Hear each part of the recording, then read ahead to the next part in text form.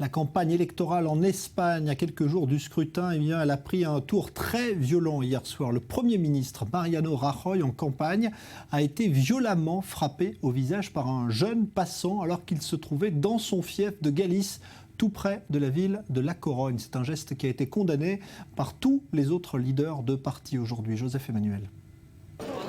C'est dans la ville où il a commencé la politique, à Pontevedra, que le Premier ministre espagnol s'offre un bain de foule ce mercredi.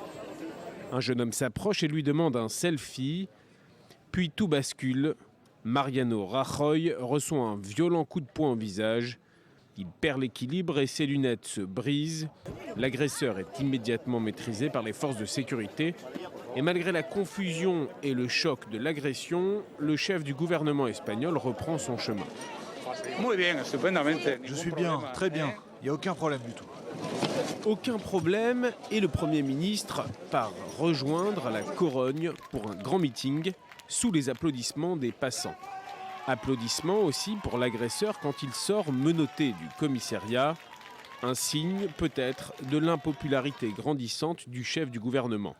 Des scandales à répétition touchent le Parti populaire et les mesures de rigueur prises durant la crise ont aussi dégradé l'image de Mariano Rajoy. Son parti est toujours favori dans les sondages, mais il pourrait perdre 15 points par rapport aux élections de 2011 pour récolter moins de 30% des suffrages.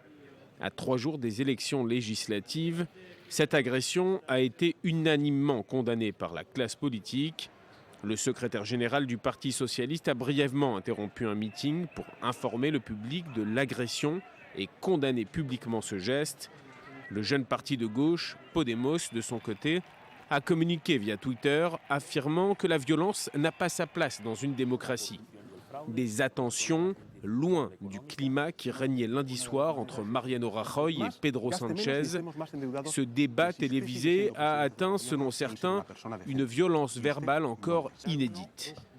Beaucoup voient en ce coup de poing la continuité d'une campagne politique très tendue, une campagne aux enjeux historiques.